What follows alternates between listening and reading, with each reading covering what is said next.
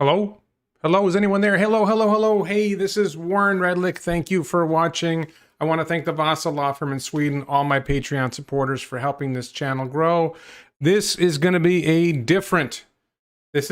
very different live stream. We're going to talk about innovating with extreme urgency. Check the top of the chat for the t-shirt. I'm serious about this. So I just went on this long journey. I went on this big trip. I went to Starbase, Texas. I'm going to show you pictures from Starbase. I went to Austin, Texas. I'm going to show you a couple pictures from Austin, Texas. Then I flew out to Los Angeles, picked up a a 2018 Model 3 from Omar Kazi, aka Holmar's Catalog, Holmar's blog, and four of us drove it across the country together. What a great experience! A lot to talk about. It was quite an adventure. I am tired. I am a little worn out. Hello, everyone. Hello. Let's see. Let's just see quick comments there. Great, great, great. So, let's start with this. I was there. This is totally awesome. I want to say, if you have not been to Starbase yet, if you have not had the chance to go to Starbase, and you can go to Starbase, go to Starbase. This is me in front of Super Heavy and the launch tower. It's really close. It's like striking how close you are. Those tanks on the side behind my head, those are almost on the road. I mean, they're like 10 car lengths from the road. It's stunning how close we get. It's absolutely stunning. My hair looks different. So, and you know, I got very, very close to the Starships. Insanely Gigantic, another shirt at elonbits.com if you want to check it out. But I got insanely close to these Starships. I mean, you know, when you go to visit Starbase, if you do it right, you get very close to some amazing stuff. These are Starships that already did their test launches and survived, or didn't do test launches and survived. I visited Starbase this is Ellie from the channel Ellie in Space. We went around, we saw a lot, including Rocket Ranch, which Ellie has a video out about recently. Go to the Ellie in Space channel.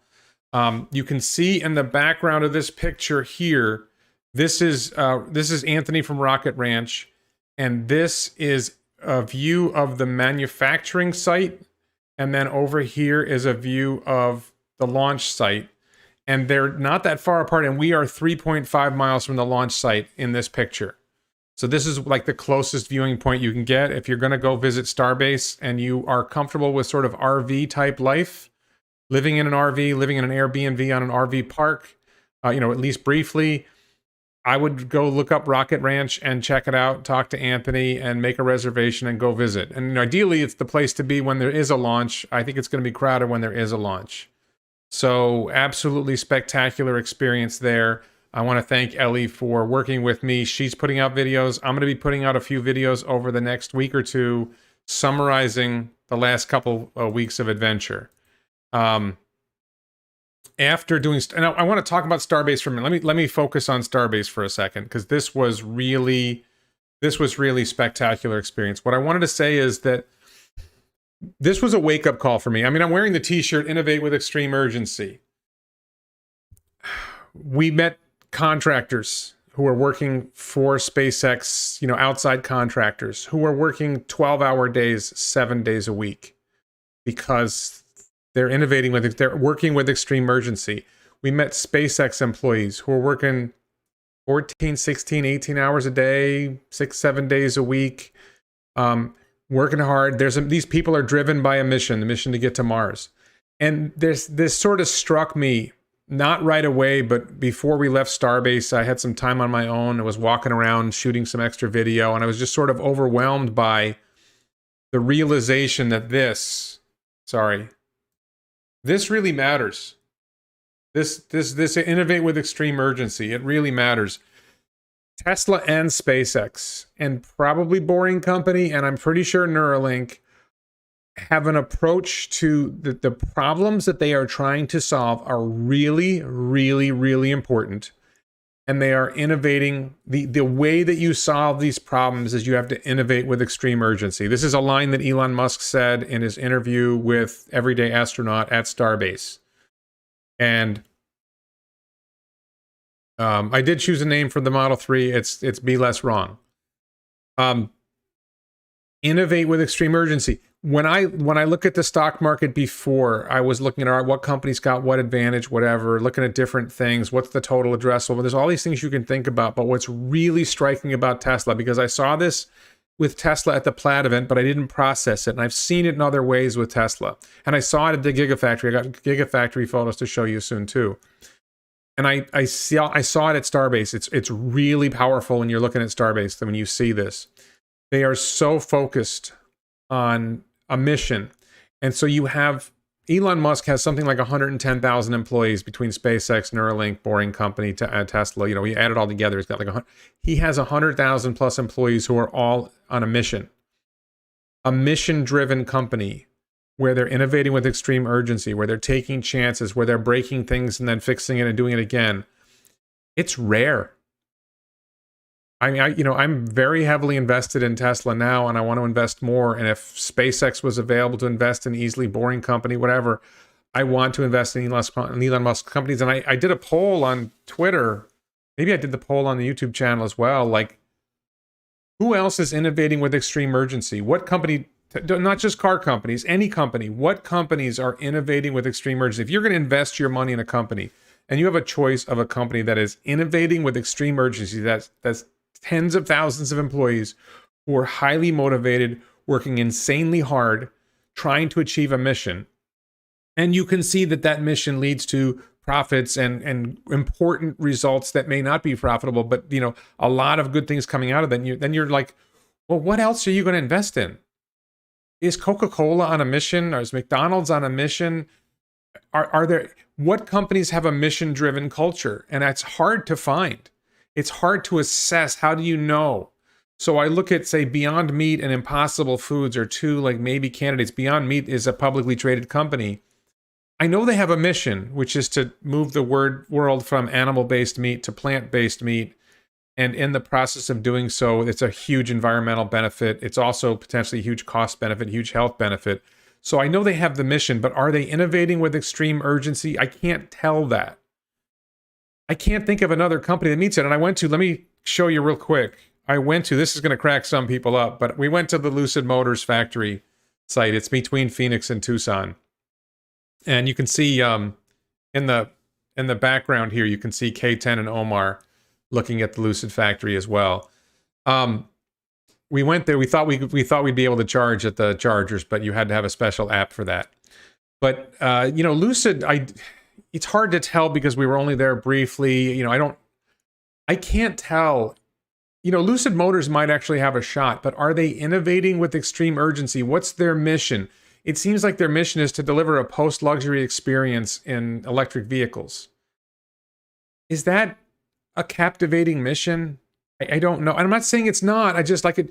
And I don't have, are there other, they did their big puff piece and it's like, we're particularly proud, blah, blah, blah. Are they working it? And we were there. If you watch like drone videos of Lucid Motors factory, they're not necessarily busy all the time. You compare, let me see. This is GigaTexas. Let me see. So I don't have a good shot of it here, but if you're looking at GigaTexas, this is K10 is right here. Omar's right next to her. My brother is in the blue in the middle here. And these are some other people who came out to see us. This is Pravda.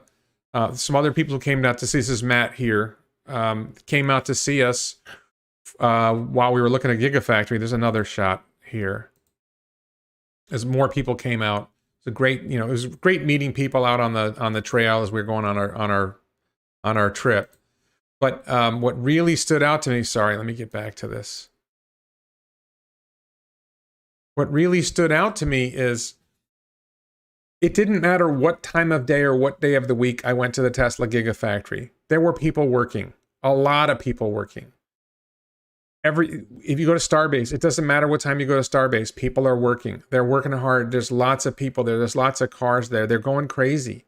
They are going all in on achieving a mission. And when I've seen drone videos of the Lucid factory, when it's, evening, there's nobody there.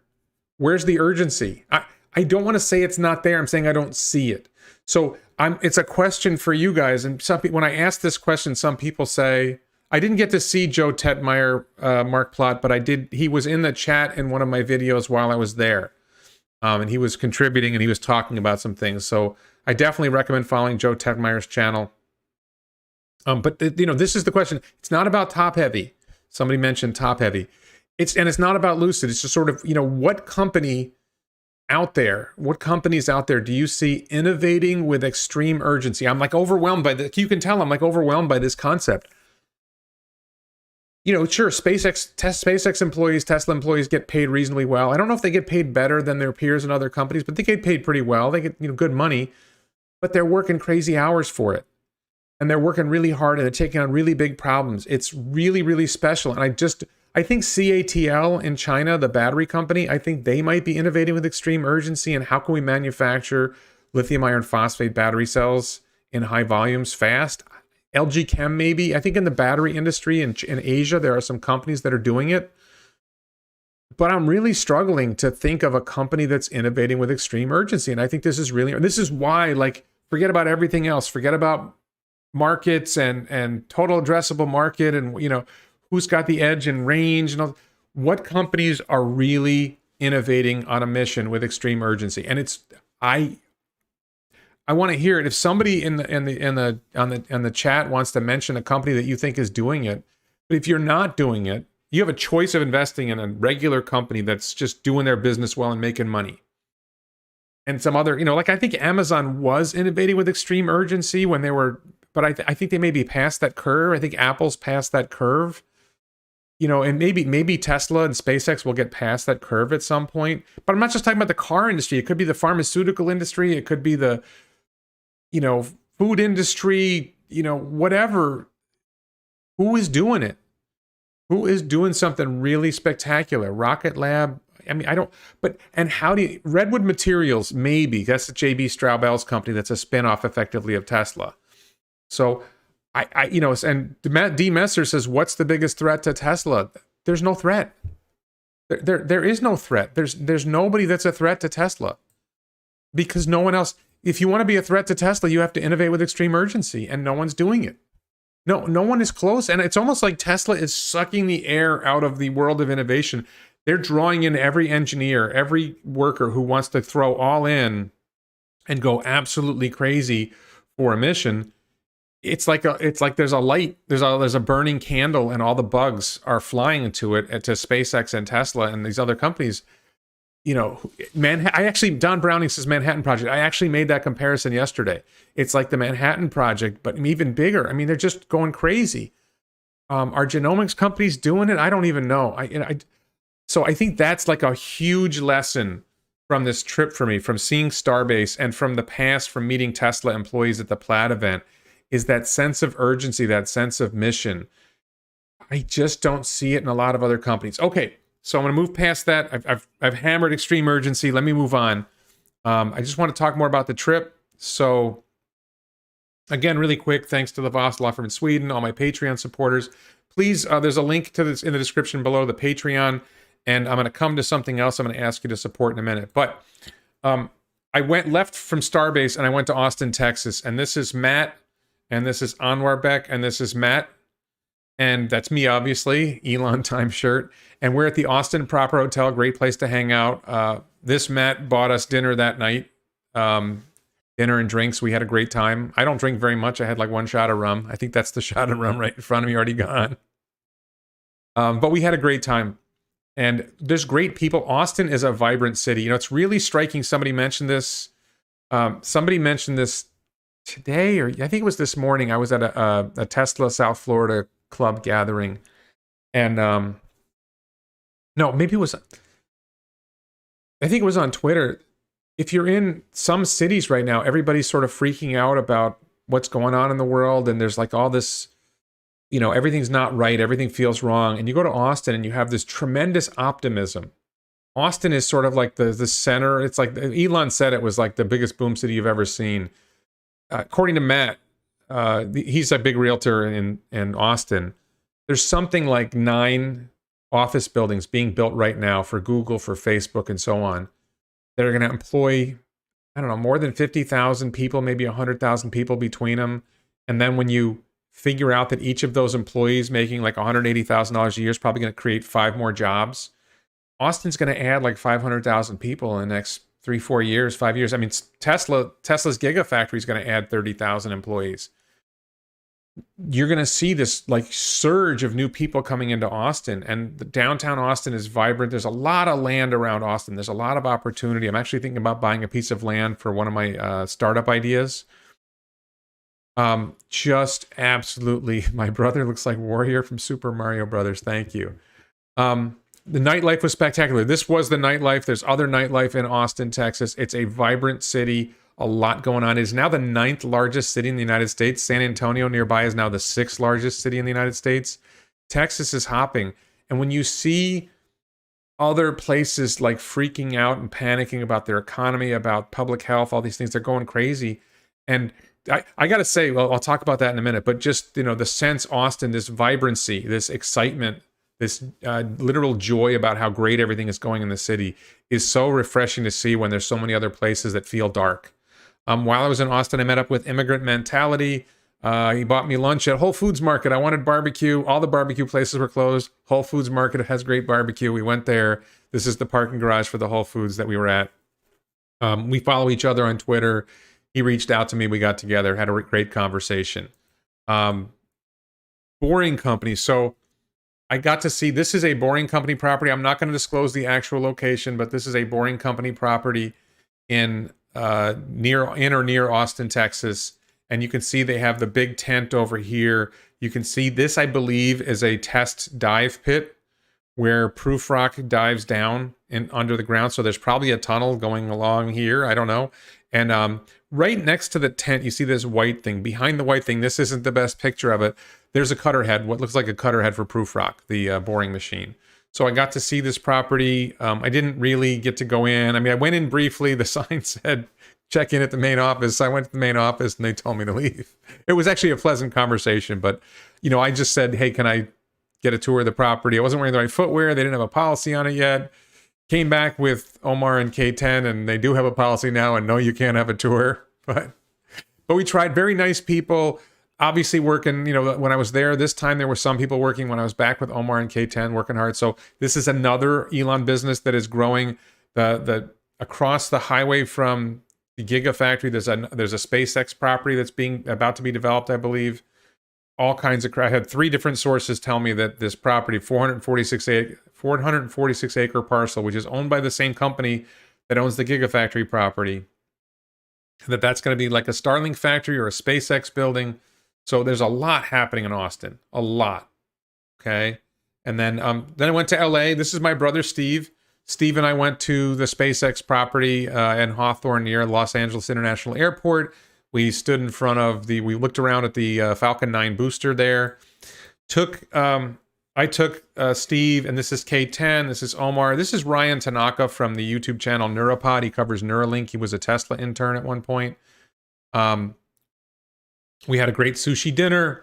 That was the night before the big drive, and then we drove across the country in the. I don't think I have a picture of the Model 3. I bought Omar's Model 3 in an auction, and we're driving it across the country, the 4 of us. We get to Chandler, Arizona. We drove in. There's Omar. This is various people who came out to see us. This is K10 over here. Various people who came out to see us on our trip, and we rode in Waymo twice. And I got to say this. So I just rode, FSD Beta just drove us across the country with Omar sitting in the driver's seat supervising it. Oh, he was the only one who sat in the driver's seat. But I got to watch FSD Beta drive across the country, and it's pretty damn good.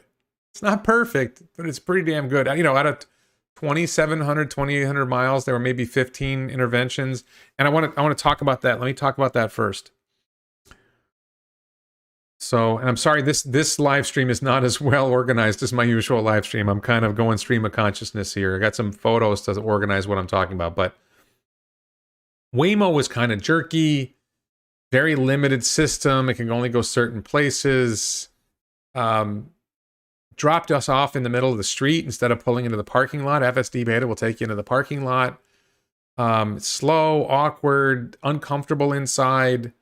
Really, really striking that, I think Waymo would be kind of cool if you hadn't just been riding an FSD Beta for 8 hours. I guess we'd been in FSD Beta for 6 hours. And I'd ridden an FSD Beta before, and I'd driven my friend Brian's Model Y, navigate on autopilot for 6 hours before. Waymo's not that impressive when you compare it to FSD. It's pretty disappointing when you compare it to FSD. That's what I'm going to say. Really, really striking. So Thaddeus says there's no tunnel yet. That is new work, and there has been no assembled TBM. It looks like there's a dive. Thaddeus, it looks like something dove down. I'm telling you, it looks like something dove down. I had a pretty good angle, not a great angle. It looks like somebody did something. So yeah, no, it was like 15. And I want to be clear about the intervention. So I believe that, and Omar and I disagree on this, and Omar knows better than I do. So I'm going to tell you my opinion, and Omar may have a different opinion, and Omar can have his opinion. I feel like a lot of the interventions are navigation related rather than FSD related. In other words, the nav tells it to go to the wrong spot, and then FSD can't make the turn in because it's not where the turn in is. Or one case, we make a left turn. It should be making a left turn on one street, and it thinks the entrance is on the other side, so it makes a left turn. And then there's markers up saying there's no left turn. There's like pins up in the road or whatever, things up in the road that prevent you from making the left turn you were going to make, and the car can't do what it's supposed to do. So I felt like half the interventions were really just the nav throwing off what FSD was supposed to do. Construction zones are definitely a hurdle. It definitely struggles with some construction situations. Not all, but I would say one of the biggest problems it has is construction. And then, as I understand it, and I'm not claiming I understand it, but as I understand it, there's 3 stacks running that drive the car. When you're in a parking lot, there's parking lot stack. When you're on the interstate, then there's interstate or superhighway stack. And then when you're on regular roads, then they have FSD Beta. And I feel like a lot of the interventions or bad moments are either when you just started the car, like you just turned on FSD, like that initial moment, those first 30 seconds or so, I think it's a little dodgier. And when it switches from another stack to FSD Beta, or when it switches from FSD Beta to another stack. So it's going into a parking lot, the parking lot stack has to take over, and maybe doesn't do as well because it just got it fresh. These are all theories in my head. I'm not saying I'm correct. I don't have drippy nose. So anyway, I was really impressed with FSD Beta. I think it's really amazing. Very, very impressive. Does it have a long way to go? Yeah. Does a long way mean 3 months, 6 months, a year, 5 years? I don't know. James Dauma just said today that he thinks it's going to be 5 years before you can trust it fully, and I think it's going to be a lot quicker. I mean, I think there's some things left to solve, but it's not that much.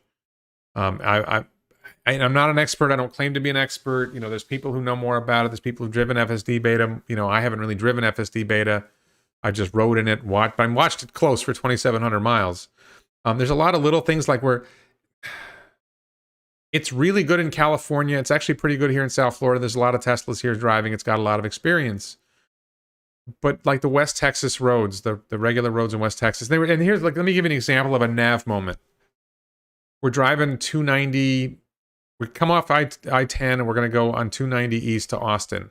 And there's this moment where 290s kind of goes south and it's got to make a left turn to go towards Austin. And for some reason, the road was just blocked off. Google Maps didn't have the blockage. Tesla's nav didn't have the blockage. And it couldn't make the left turn and ended up driving past. And it turned around and went back and it couldn't make the right turn either. It was blocked off. And it doesn't have the ability to figure out, okay, this is blocked. Now I need to find another way to get there. I don't really view that as an FSD problem. That's a nav problem. That's a different problem. So let me just see. How would I say the AC works? The AC is fine. AC is fantastic. How long by wide is actually GigaTexas building? GigaTexas is about a mile long. I don't know how wide. It's, a third of that. Maybe it's a third of a mile or a quarter mile wide. It's huge. It's absolutely stunningly huge. I think I showed a picture of that. All right, let me go back to my pictures. I'm rambling like crazy. I did Lucid. So we get to Austin and we're with Sue McLean. And unfortunately, this is one of the funny things when you're traveling with 4 people is you can see K10 isn't quite looking at the camera. Steve is looking down. Omar's covered it. It's hard to get 4, or in this case 5 people on the same page. So I have this joke that if you're using, one of the takeaways from this drive was you tell the car where you want to go, and it could be the other side of the country, and it will plot for you which supercharger stations to stop at and how long you're going to charge at each supercharger station, and it'll tell you what time you're going to get to your destination. And this works great, I think, for one person. But once you get over 2 people, you start to get what I call mild collective dysfunction. All great people, all mean well, but it's hard to coordinate everybody's behavior. So you hit that, we got 5 minutes left before we got to get in the car and go because the charging's ready, and then somebody goes to the bathroom, or somebody wandered off somewhere, or somebody's doing something, and getting everybody on the same page, let's go. Getting everybody on the same page is not that easy, and you can sort of see a reflection of that right here. That getting everybody to look at the camera and smile at the same time. It's like having a family with 4 kids, and there's always one kid who's looking somewhere whenever you're trying to take a picture. So, Dusty Green asks, was there any activity at Lucid? He couldn't tell from the picture. Yes, while we were there were people at the front. This is the front door here. This is the main entrance to the building, and 4 workers came out, went to their cars. There's definitely something happening there, but I can't say whether it's extreme urgency or not. So, and I should say, this is Sue McLean in the middle. We got to stay in her house. She picked up her new Model S long range, and Omar taught her a lot about how to use the car, so she got an education from the best. So that was great. So we saw GigaTexas at night before we got to her place. This is the morning as we were getting ready to leave again. This is GigaTexas with the people who came out. You can see the building in the back. You see, this is one of the striking things. So the building is so big that most of the building looks like it's in the early stages of construction. And yet, according to Joe Tedmeyer, who's got a drone pilot for covering Gigafactory, there's parts of it that are completely finished. And honestly, I couldn't see what was completely finished. But there are 2 Model Y lines that are getting ready to go in this building, even though what we saw looked like it was, just barely getting together. Absolutely crazy. So, and again, more people came out to see us. Really cool. Really quick, this is Paul Horton in green. Paul Horton is Sunset Tesla on Twitter and on Clubhouse. Talked to him many times. Great chance to meet him in person. This is near Destin, Florida, where he lives. It's the Crestview Supercharger Station. And group of us just having fun. Great time. We're getting closer to home now, right? We drove from Mobile, Alabama to my house yesterday. So great. Thank you, Paul, for coming out. So those are the photos I have. So let's do some Q&A, and then I'll move on and talk more about everything. Let's see. Austin factory building is close to 90 acres. I don't know by acres. It is absolutely monstrously huge. This is one of those things, like, I had this conversation with Dave Lee on my channel. I don't remember how long ago that was. Everything seems like forever ago. And Dave had these what I felt were very conservative numbers on vehicle deliveries for Tesla, 2-3 years from now. I'm like, well, look at GigaTexas. You can't, if you see how big this building is, I don't have a good, you can't take a good picture of how big it is. That's how big it is. It's so big you can't get a good picture of it. It's insane how large that is. It's like, it makes Tesla Fremont look like a little shop. It's so absolutely huge. Tesla Fremont is capable of delivering 600,000 vehicles a year. I'm not saying it has delivered 600,000 vehicles a year, but in theory, it's capable of doing 600,000 vehicles a year. Well, how many is that thing going to do? And if you think they built Fremont, that's going to build 500,000 vehicles, and Shanghai's going to build 500,000, and Berlin and Texas are going to build 500,000 each, you're not paying attention. That GigaTexas is going to produce a ridiculous number of vehicles. The deliveries, the production and deliveries are going to go up and up and up and up. Just absolutely crazy. Absolutely crazy what's happening there. Austin is cool. Rest of Texas was great. Starbase was great. We were in West Texas. We went through Houston. Texas is a vibrant state. I will say this. There were people in the car, everybody but me in the car, are from the West Coast, what I would call the dystopian states. And we drove east and we went through the free states. Once you get east of California, hit Nevada, you're in the free states. We're in this crazy world where government has gone nuts. I don't want to get specific about it.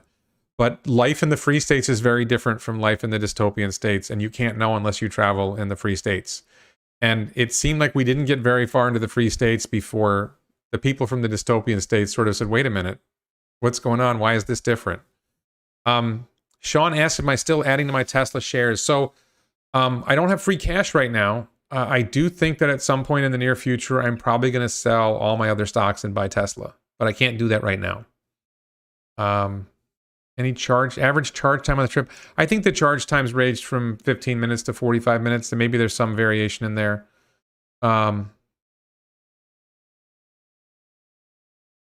Yeah, let me take a step back here. For those who have joined the live stream now, let me just say, I just went on a trip. If you didn't know this, I just went on a big trip. I went to Starbase, Texas. I went to Austin, Texas. I went to Los Angeles, and I bought Omar Kazi's car, Omar's catalog Kazi, signed by Elon Musk on the visor. Elon signed it when Omar and K10 and a few others interviewed him, and we just drove that across the country. So I'm going through what I saw at Starbase, what I saw at GigaTexas, what we saw on the drive across the country, watching FSD driving a car all across the country. Absolutely amazing. Great experience. So that's the setting of what this conversation's about. So if you recognize how big GigaTexas is, I mean, Giga Berlin is big. First of all, Fremont is whatever size it is. Shanghai is probably about the same size as Giga Fremont, maybe a little bit. Tesla Fremont. Giga Shanghai is probably a little bigger. Berlin is, I think, bigger than Shanghai, and Texas is just absolutely insanely huge. It's insanely gigantic. That's a t-shirt on elonbits.com. So people want to make everything political, and I'm not trying to make things political. I'm saying that life in the free states is different from life in the dystopian states. And if you think your state is normal, I can't help you. If you're in a state where life is different than it used to be 3 years ago, and you don't recognize that you're in a dystopia, all I can say is travel in the free states. Get out of your urban life, get out, drive through the free states, and you're going to see something different. I'm not going to talk about it in depth. I don't want to get caught up in this little issue or that little issue. It could be a big issue to you. I'm not saying it's not a big issue, but I don't want to get into politics. But I'm just telling you, life in the free states is different. And Dusty Green says 49,000 jobs going to Austin. No, it's way more than 49,000, Dusty. I think it may be as many as 500,000 jobs. 200,000, 300,000, I don't know. The number of jobs that are going to be going into Austin, Texas is absolutely insane. Absolutely insane. I don't know how many acres Tesla owns on we were on the east side of the highway. I think it's Highway 130. So I don't know how many acres they own on that side. The other side of the highway, there's another 446 acre parcel. And I believe is a SpaceX parcel. I don't have Q3 delivery estimates. No, I'm not going to. Okay, so Harry asks, can I go into detail about free states versus dystopian states? In the description below is a link to my other channel where I talk about politics. It's called The Daily Lie. So if you go to my channel below, I'm probably going to do a video later today or tomorrow where I talk about life in the free states versus life in the dystopian states. It's not something that's appropriate for this channel. But I just wanted to mention, visit the free states. You know, you're hearing all kinds of things about them. You don't know what's really going on. Visit them. Spend some time. Don't just drive across the border. You know, actually spend some time in the free states, and you're going to notice something. Which one drives more comfortable, Volkswagen Passat or Model Y? That's a tough one because I'm so used to the Volkswagen Passat, and now that I have a Model 3, I got to get used to that. And I've driven the Model Y. I don't know. I mean, I think my Passat is probably designed to be more comfortable, and Teslas are designed to be more sporty. I still haven't gotten the seat in the right position for myself in the Model 3. It's an adjustment. It's got really cushy seats, this Model 3. They're really nice seats, but I got to get them in the right position and all that. What do we got here? What would I do to improve Model 3? Comfort, ergonomics, design, etc. Really interesting question. I don't know. It's too soon. I haven't had it long enough. I feel like the road noise was a little louder than I'm used to, but I'm not sure if that was the roads we were on or it was the car. But again, this is a 2018 Model 3, so maybe a 2021 Model 3 would be quieter. I don't know. That's a good question. Road noise. So the roads, different road surfaces are different noises. So sometimes we were on rougher roads and it was just noisier. You don't have engine noise. And you don't really have a lot of wind noise. So when you hit a noisy patch of road, rough road, then it gets kind of loud. Thoughts on new car sales dropping 70% with 95% of driven miles being autonomous for the US in a few years. I have a channel, I have a video. If you go through I'm sure I've talked about that in videos. I think it's going to happen. It's not going to happen fast. The number of cars that the number of self-driving cars that have to be built to radically change the population of vehicles on the road is going to take a lot more than a few years. Texas does not kick people out for wearing masks. I don't know why you think that. Southern tip of Texas, a lot of people are wearing masks. Model Y needs better suspension. I did not feel the Model Y needed a better suspension. Yeah, I don't think there's any boomtown similar in the last 50 years. This is crazy. Then Windows. I don't know if it was Windows. I'm not sure what it was. What car will Omar buy next? Omar has already bought a new performance Model 3. I have not talked about Tesla safety score. That's not something I'm focused on. I think there's a lot of other people talking about that, and I don't have... I'm just really talking about my trip and lessons from the trip, and I'm trying to like debrief myself. Like I'm asking you to debrief me and sort of bring out of my head, what did I just go through? It was amazing. Do I think that Tesla will eventually discontinue the Model 3 for the battery day vehicle? I think that the Model 3 will become somewhat obsolete when the battery day vehicle comes out. I think that right now the Model 3 occupies a clear space below the Model Y. Model Y is here, Model 3 is here, and Model 3 reaches this whole market down here, and Model Y goes up until it hits Model X. Omar's great. So then if you go down, if you put in the battery day vehicle underneath Model 3, then the range of options for the buyers for Model 3 sort of dry up. So I do wonder if Model 3 survives that. We'll see. I don't have an opinion on Starlink prices. I think it would come from $100 a month to $80 a month, maybe. Billy Max says, national news at restaurant, they kick people out for wearing masks. Billy, I just spent like 2 days in Texas and I didn't see anybody kicked out for wearing a mask. I don't know what you're talking about. I saw people wearing masks. I saw people not wearing masks. Nobody bothered anybody. The fact that somebody came up with a story to make it look like there's some sort of dystopia there, it was normal. It was like the old normal. It was not the new normal. It was the old normal. Life was the old normal. Everything was good. Did you ever feel concerned you might not make it to the next charging station? Great question. Thank you, Kyler, for that question. What was the lowest battery level? I think we got down to around 1 or 3% somewhere on one of the trips. Omar, I think, pushes it more than I do. I don't know if it's the nav or if it's the way Omar does it. I kind of, in my mind, want to go to try not to go below 10%. And my vision of driving the vehicle, because I want to, protect the battery as long as possible. I'm not sure I'm correct about that, but I think we hit 3% a couple of times. We got to my house, it was like 8%. Martin Muldoon says, have I considered doing a show on how Robotaxi will be rolled out? I have considered doing an edited video, where I talk about what I think the Robotaxi future will look like. I've talked about before, I think what's likely is that it will roll out first, and it's probably in the Bay Area of California, San Francisco area of California, because it really knows those roads well. It does really well on those roads. It's got a lot of experience on those roads. I think Las Vegas is a possibility. South Florida is a possibility, but we'll see. The Model 3 is a transitional vehicle to the 4680 cell-based. I think there could be a 4680 cell-based Model 3 coming from GigaTexas, from Giga Berlin. I don't know. What is this battery day? The battery day vehicle. The battery day vehicle is the vehicle that was talked about on battery day, the 2023 Tesla Model 2, Tesla Q, Tesla Compact. I think that's coming. So in my mind, is FSD worth the money today? Yes, absolutely. FSD is worth the money. I guess it depends on what you mean. Right now, if you have FSD, you can hit the button and potentially get FSD Beta. But I think FSD navigate on autopilot without beta is already pretty cool. But what you're paying for is you're getting a lower price for what's going to cost more in the future when they actually deliver full FSD.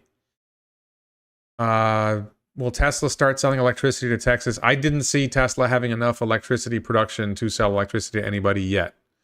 Will they at some point? Sure, but I don't think that's anytime soon.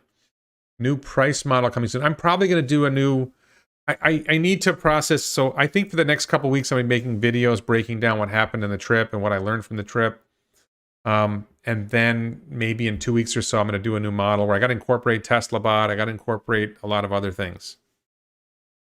Roger Smith says, those of us in Texas are now saying, please don't California or Texas. Yeah, it's crazy. So Roger knows like life is actually kind of normal in Texas. It's like really hard to grasp, but like, you know, there's some places you walk in, there's a sign on the door that in the free states, okay, from Nevada to Florida, you'll walk into a place and there'll be a sign up that say you have to wear a mask.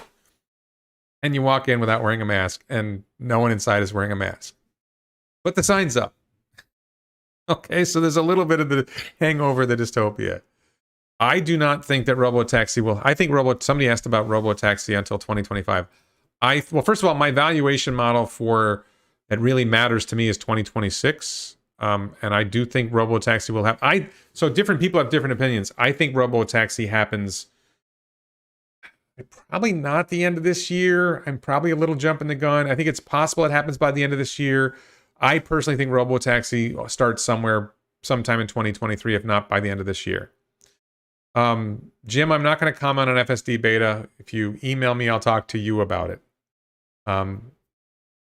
So I will say this. I have not re-registered the car in my name yet. I'm going to be doing that in the next couple days. So no transition has happened yet. It's not really my car yet. Giga Nevada and Giga Austin basically have the same footprint. I'm not sure about that. I think GigaTexas is bigger, but I can't answer that question. I think Giga Nevada ultimately could be big, but I don't know. Was I more impressed with GigaTexas or Starbase? Great question, Melody. Thank you. I was way more impressed with Starbase. This is a thing. If you can go to Starbase, go to Starbase. You fly into Brownsville, Texas. You rent a car. Probably can't Turo a Tesla. I did not find a Tesla available on Turo. I rented a BMW 3 Series. It was actually pretty reasonable. It's pretty fun, pretty good vehicle. Going to Starbase is absolutely amazing. I'm going to one of the first videos I make after this live stream of the next week or so is I'm going to make a video about how to visit Starbase. You know, why to visit Starbase, how to visit Starbase, what to see, where to stay. If you're going to go for a launch, what do you do at a launch? But I think that seeing, like, I don't know how much longer you will be able to get as close to Starbase as we got. I don't know if at some point they're going to close that road. But you were like steps. You're like really close to Starhopper. You're really close to the tanks. You can go around behind on the beach and you can see it's absolutely spectacular. The Rio Grande is there. You can see into Mexico from places. It's just stunning. I was impressed with Starbase with the intense activity, the massive amount of work that is being done, the massive progress that they are making. They are going crazy. And we're going to Mars. I mean, this is like, you know, okay, look, GigaTexas is great, right? And GigaTexas is going to produce a lot of cars, and they're going to be great cars, and it's going to improve transportation on Earth. But Starbase is taking us to Mars. We're going to Mars. Like, we're going to Mars. We're going to the moon. We're going to Mars. It's going to cost like, okay. When Starship is up and running consistently, 2, 3, 4 years from now, it's going to cost less to send a kilogram package into orbit than it costs to send a kilogram to London right now. Right? The cost, if you wanted to mail think about if you wanted to mail a package to London, how much would it cost? Right? I just said that the cost for SpaceX to launch a package into low Earth orbit is going to cost them less than it would cost them to pay FedEx or UPS or DHL or whatever to send a 1 kilogram package to London. And maybe to New York. I mean, it's going to be like $20 to send a kilogram package into orbit. It's like, right, it was $10,000 not that long ago. And now it's probably down around $1,000 or $2,000, but they're going to drop it to like $20 a kilogram. The cost of getting stuff into orbit is just going to plummet. And that's going to enable tremendous access to space. It's going to enable civilian air travel, like the tourism, like we just saw for Inspiration 4. It's going to enable so much. I should mention, by the way, sorry. Our drive across the country, we were promoting a fundraiser. Omar created this fundraiser. If you look in the description below, there's a link to a fundraiser for St. Jude's. We raised like $21,600. Maybe we're over $22,000 now. If you are interested and so motivated, please support the fundraiser. It's a link in the description below to St. Jude. The Inspiration 420. We were having fun with Inspiration 4. We did the Inspiration 420 fundraiser. There was no marijuana consumed in the trip. Not that I know of anyway. Rob Markovich says, even at 0% charge, you still have a few miles of reserve. I heard 10 or 15 miles, but I don't, I just don't want to do it. Do we use a better route planner? No, that's a great question. So, sorry, for those who don't own a Tesla, when you're going on a long trip, you have to plan where you're going to charge, or you don't have to plan where you're going to charge, but something has to plan where you're going to charge. So you can kind of do it yourself, eyeball it, and try to figure out what superchargers you're going to stop at. But one amazing feature, like this kind of blew me away. Like I did not understand this feature of a Tesla, is you tell it, you know what, I want to go to Jacksonville. You literally say, take me to Jacksonville. And the car sets up a route to go to Jacksonville and decides which superchargers you should stop at on the way to optimize your trip. And you stop at the superchargers it tells you to, and you plug in, and maybe you got a 15, and it tells you how long you need to stop and charge for, because you don't necessarily need to charge up to full to get to the next supercharger. So there are other apps. There's an app called a Better Route Planner where you can sort of plan it out ahead of time. But it's definitely easier to just tell the car where you want to go and let it plan what superchargers you're going to stop at. So,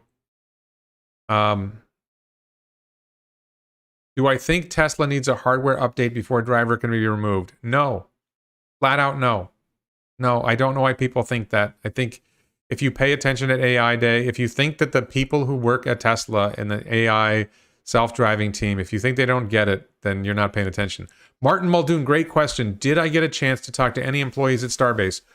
I was with Ellie from Ellie in Space. We talked to a contractor who's a 12-hour-a-day, 7-day-a-week contractor doing whatever work, industrial type work at Starbase to build everything. And we talked to more than one SpaceX employee in fairly significant depth.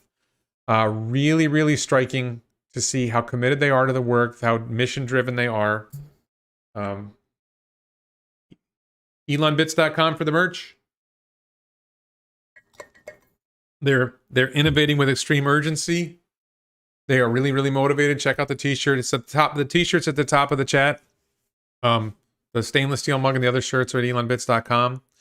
So, really, really, man, what was the question? So we really in-depth conversations. I was struck by a lot about Starbase. So number one, think about this. Think about this for a second. I'm going to make a video about this, I think. There's thousands of men. Oh, it's almost all men. Thousands of men working insane hours at Starbase. Tesla, SpaceX engineers, contractors, whatever. There's thousands of men who are in there getting work done. Brownsville is a community of less than 200,000 people. The city of Brownsville and the surrounding area, maybe it's a little more than 200,000. I think it's about 200,000 people between South Padre Island, Port Isabel, probably a couple other municipalities. I want to call it about 200,000 people. And you've just dumped, I don't know if it's 10,000 or more people into this small area just on the edge of Brownsville. And they're nearly all men. And they're working crazy hours. How do you sustain a relationship when you work the hours these guys? I mean, you can see, you've all seen the problems that Elon has sustaining relationships. If you pay attention to Elon, he works so many hours. Your partner wants more of your time. It's hard to spend time with your family when you're working so many hours. So, what's the human toll of what these guys are going through? And romance and sex. Frankly, how do you? How does Tinder work when the nearest women are 30 minutes away and you're working 18 hours a day? And so you got to drive 45 minutes to meet up with them at a bar or a restaurant. An hour for dinner, really, when you're working that many hours? And then, maybe you get to know them well enough to go back to their place. And how many hours have you lost before you get back to Starbase to get back to work? And, it's very hard to develop a genuine relationship with someone when you're in that environment. And then it's probably shifted the male-female balance.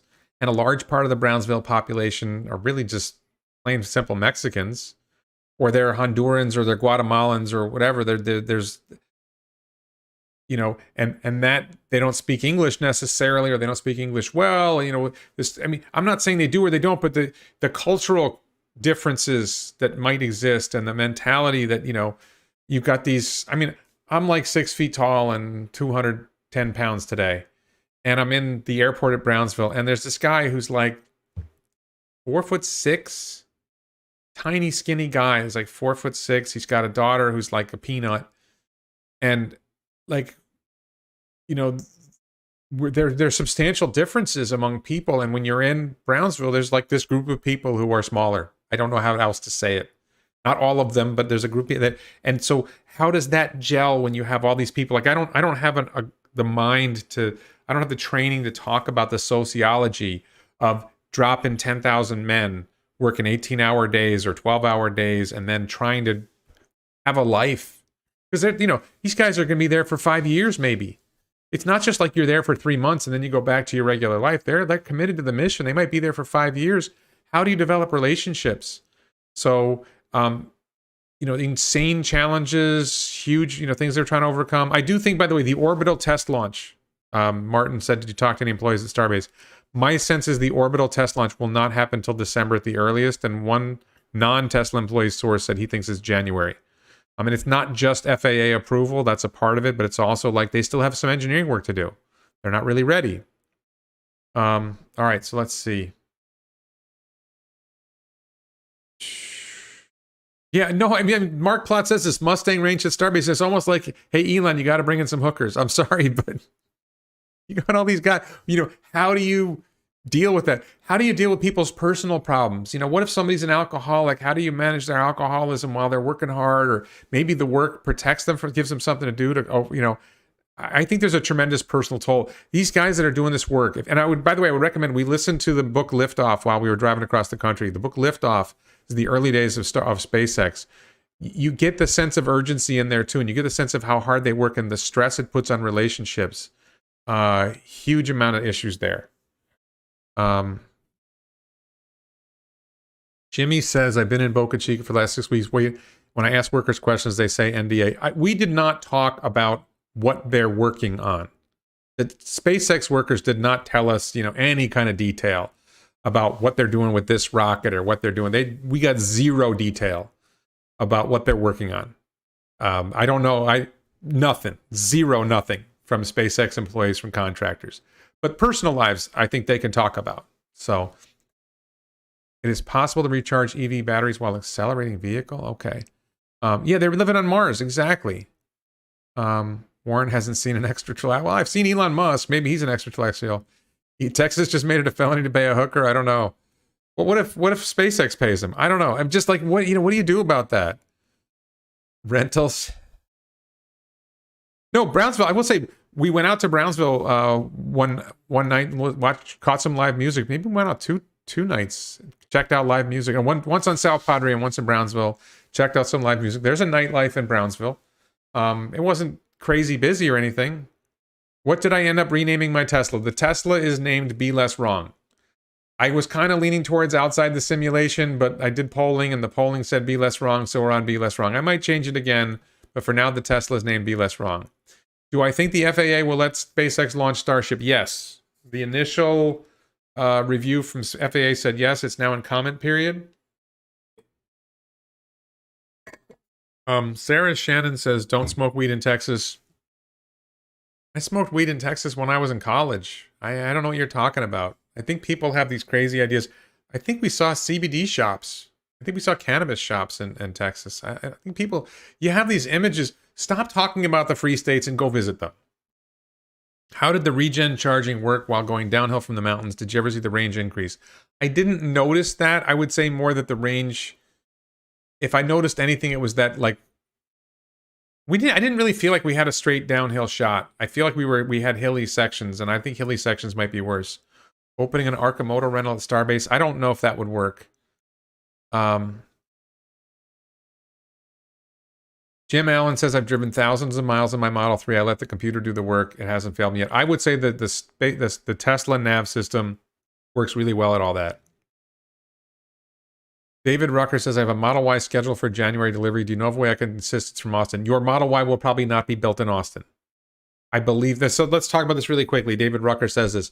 I believe that the first Model Ys that come out of Austin will be a new model. They're not going to be long range or regular performance Model Ys. There's a new model coming out of Austin. It's going to be a high performance model. This is a prediction. I don't have any sources of information for this. I'm basing this on what I've heard about 4680, about front and rear castings. I believe that the first models coming out of Austin will be high performance models that will be much more expensive. Let's see. Oh my God, free for men only. The women look. The women in Texas look free too. I have a NEMA 1450 outlet. Mitchell says something. I have a NEMA 1450 outlet installed in my house before I left on the trip. Is the sushi better in Texas versus Florida? I did not eat sushi in Texas. I had sushi in California. I probably would. I think I had a crudo at that place that was okay. That was actually pretty good now that I think about it. What was the best meal I ate on my journey?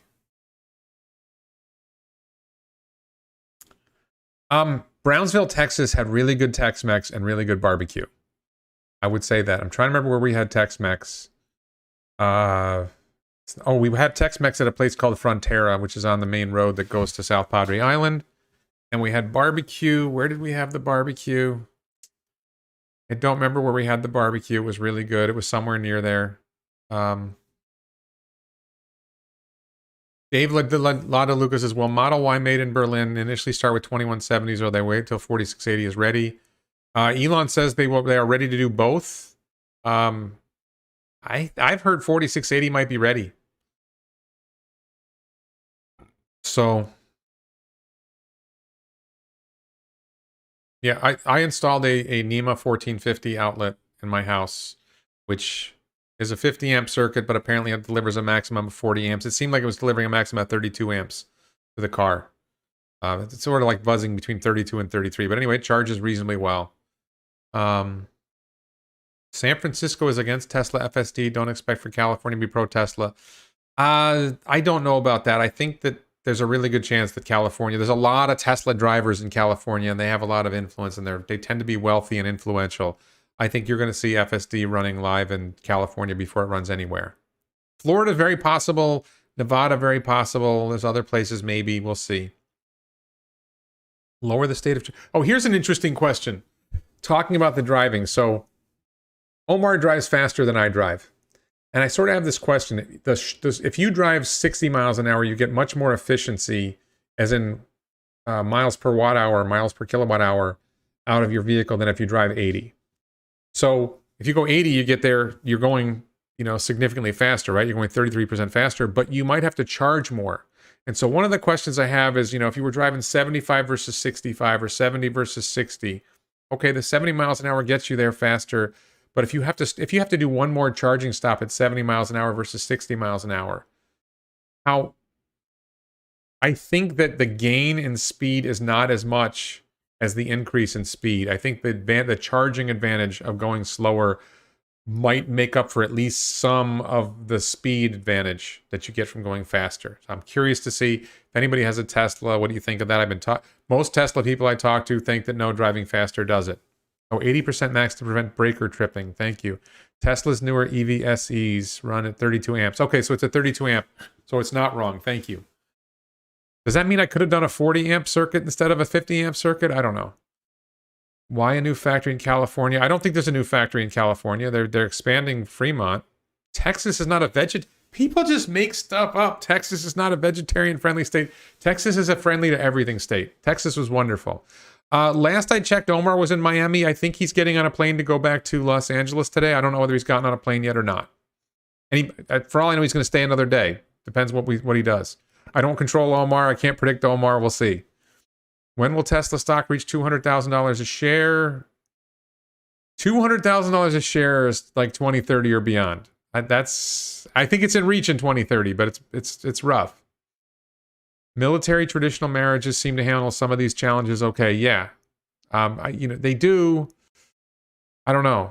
Boil the water, and you guys come up with all these crazy things. Texas is great. Did you have to wait for any superchargers, and how long did you wait to plug in? I think that every supercharger stop we got a stall. I think there was one or two that were there was only one stall left, or somebody was pulling out as we came in. But pretty much most of the superchargers were half empty or less. There was one or two times when I think there was a little more crowded, but we still got a spot. So the app tells you how many stalls are available at that supercharger. Many who still think once the legacy OEMs start ramping up EVs, it's over for Tesla. Okay, let me read this again. This is from Brooke Chen in the chat. I know many who still think that once the legacy OEMs, that's the existing car manufacturers like Toyota and Ford and BMW, whatever, once they start ramping up EVs, it's over for Tesla, given that EVs have less moving parts than ICE vehicles. Thoughts on this? Yes, I have thoughts on this. Okay. Didn't Ford just recall like all the Mustang Mach-E's they made? It's not just about making an EV. It's about making a good EV. It's about making a great EV. It's about making an EV that does everything better. It is really striking to see just this idea of like, I just tell the car where I want to go, and it plans the route and tells me where to get off. And if I want, I double tap the lever, and the car drives. Like, come on. Now, personally, I haven't adapted to the idea of like the car driving me yet. I kind of want to drive the car myself. I'm not sure how much I trust the car yet. Even though I just watched Omar supervising the car driving pretty damn well for 2,700 miles, you still have to pay attention. It's still a little bit of like a trust issue for me. I would say like you're approaching Amazon. You're on a main road and you're going to make a left turn, and it doesn't seem to get over as quick as I would get over into the lane to make the left turn, and it doesn't start the turn as quickly as I would make the turn. That's something that's going to get better. Maybe, I don't know. So like, am I just not trusting it? I don't know. Should I trust it and like believe in it? Maybe it makes turns different than I do, and maybe its way is better than mine. I don't know. I'm not used to a car. It has really, really good cornering, really, really good acceleration, and really, really good brakes. And it's really confident of its own ability to handle those things. And like, I'm used to a Volkswagen Passat, which doesn't have the same aggressive tires. Like, these are high performance. I think it's still like relatively high efficiency wheels and tires. It's got the aero covers on them. But like, I need to get used to it a little bit. So we'll see. How is the tap water? What kind of question is this? How was the tap water in Texas? I don't even remember I'm pretty sure I drank tap water. It was fine. Like, what are you talking about? It's America. You know, the water's fine. We're not talking about like Mexico. I don't know where these questions are even coming from. I don't even know if the water in Mexico is bad. I have no idea. I've already seen in Mission, Texas, a Model Y that had a SpaceX emblem. I'm sure I definitely saw Teslas with SpaceX emblems on them. Any thoughts on when the new plants will open? I believe that GigaTexas and Giga Berlin will start delivering vehicles in November or December. I think they're really close. Brooke Chen. I don't know if Brooke Chen is trolling the chat or if this is a real person here. I still have friends who think LiDAR is needed for solving full self-driving, saying it's better for bad weather conditions. I just rode across the country in a car that was driving itself without LiDAR. I rode in a Waymo that has LiDAR and it sucked. I rode in a Tesla that doesn't have LiDAR and it was great. Not perfect, but way better than a Waymo. LiDAR is a joke. LiDAR is not better for bad weather conditions. LiDAR does not have the range. There's so much. The Tesla's FSD approach is so much better than the Waymo approach. I can't even begin to talk about it. It's just crazy. Why did I change my... Great question, USAV. Great question. Why did I change my mind and buy a Tesla? Okay, so I was planning to wait for Cybertruck. I had a Cybertruck order. I thought it might be ready this year or early next year. As long as it was reasonably close, I was going to wait for Cybertruck. And then at the Q2 investor call, Elon said that they would be delivering hardware probably with Cybertruck in about a year. In a year or so. So now we're talking Cybertruck isn't coming until end of 2022. Maybe it's early 2023. And I started looking online, shopping for used Tesla Model 3s, thinking I'll get a Model 3 and I'll drive it for a while. And then when Cybertruck comes, I'll give it to my daughter and I'll take the Cybertruck. And all of a sudden, I was thinking about it. I hadn't made any decisions. I hadn't really found like the right vehicle that I wanted. They were more expensive than I thought they should be for a used one. And then this auction happened, and I was on Clubhouse, the Clubhouse app. It's a Tesla Universe group on Clubhouse, and they were talking about an auction. Oh, what's the auction for? Well, Omar is selling his Model 3 in this auction, and people were bidding, and I bid $42,069 for 2069, and somebody else that held for a while, and then somebody outbid me, and I ended up paying I think $44,069, and this is with FSD. This is a really nice model. It's got a ceramic coating. It's got lifetime premium connectivity. I don't even know how I'm going to use all this stuff it's got. But, FSD came with the car. That's a $10,000 value right there. So when I was looking at Model 3s that I could buy used, this was a better deal. So I decided to buy one because I didn't want to wait that long for a Tesla. And I figured I'd be able to make videos about it. I have some ideas for videos I'm going to make using the Model 3, and then I'm going to hand it off to my daughter. So we'll see. And I might go on some more trips and travel a little bit more. We'll see about that too. No, I mean, the Waymo is like a $400,000 car that's going to last 100,000 miles. So it already costs like $4 a mile for the car, right? Uber and Lyft are like $2.50 a mile. You'd have to charge $5 a mile to come close to making money on Waymo. Tesla's going to be able to sell rides for 25 cents a mile. It's not even close. Free state of Jefferson. I don't know where Jefferson is. I look a lot thinner. I'm a little thinner. I thought I was down close. I was down to 205. I ate too much on the trip. Apparently, I'm back up to 210. Texas must allow Tesla to sell cars. That's an exaggerated problem. It's a problem. It's not a huge problem. They work it out. Don't panic about that. Sorry, Warren, but the tap water in Florida tastes bad. I live in Florida. I drink the tap water. I don't know what you're talking about. Maybe it's where you are in Florida. The tap water here in Palm Beach County is just fine. Do I think Tesla is pushing back Cybertruck as a commiseratory move towards legacy auto? No. I think that the supply chain is a huge problem and they're delaying things because of the supply chain. Texas is dumbass. There's Tesla. There's plenty of Teslas in Texas. God, I don't know why people think this. They don't allow them to sell them the normal way, but they're able to sell them. Don't panic. It'll work out. Will all new battery charging stations be compatible regardless of the EV maker? I'm not sure about that.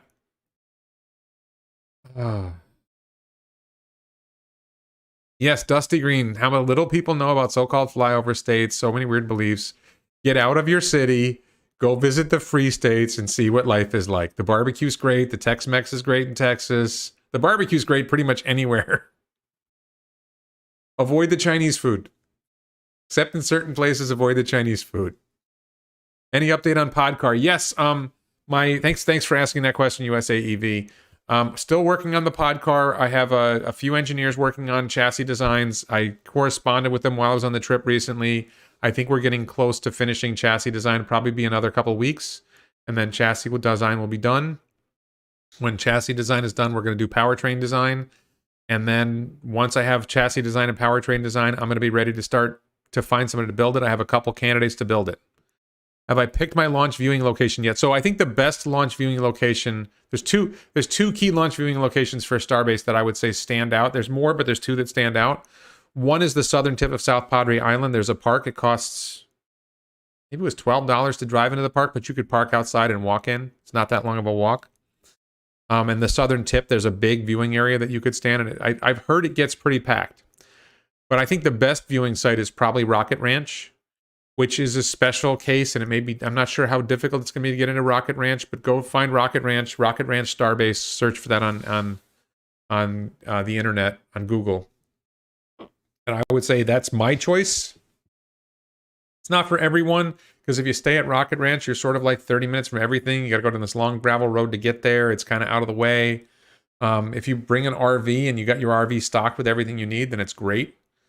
So there's a lot of that issues there. But in terms of the best place to view it, probably Rocket Ranch is the best place to view it. Absolutely. They have to pay for a package to get access to that. Need to see Warren a plate of pad thai. I'm trying to avoid carbs, so no pad thai for me. What stocks are you going to sell to buy more Tesla? I have Coca-Cola. I have McDonald's. I have Amazon. I got to look at my stocks to decide what I'm going to sell. I think I'm ready to sell my Coca-Cola and McDonald's and buy Tesla with it. I don't feel like huge pressure because 85% of my portfolio is already Tesla. So if my portfolio goes to 90% Tesla, what difference does it make? It's not that big of a deal. But do I think Tesla will stop selling cars and just run a robo-taxi fleet once FSD is ready? That is a video. If you search my channel for Tesla stop selling cars, you will find the video where I explained exactly that. That's what I think is going to happen.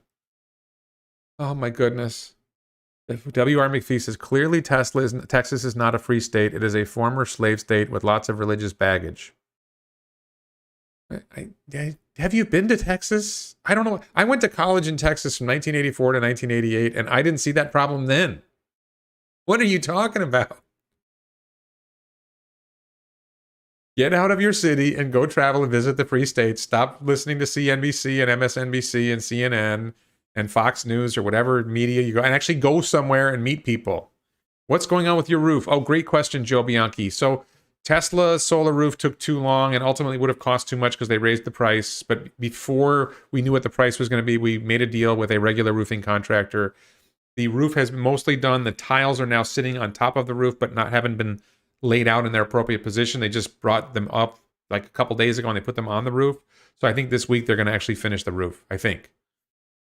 Tesla did reach back out to me, but the price increase was too huge. How long do I think it will take for Ford to realize the F-150 Lightning is too heavy? I don't think it's a question of Ford realizing the F-150 Lightning is too heavy. It's a question of everyone else realizing that the F-150 Lightning is too heavy. Same thing with Rivian, by the way. I think Rivian is going to be too heavy. We'll see how they work out.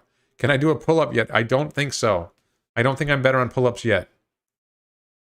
How many miles do you have to stay away from? I don't know how many miles you have to stay away from the launch site, but the Rocket Ranch viewing site is 3.5 miles, and that's okay.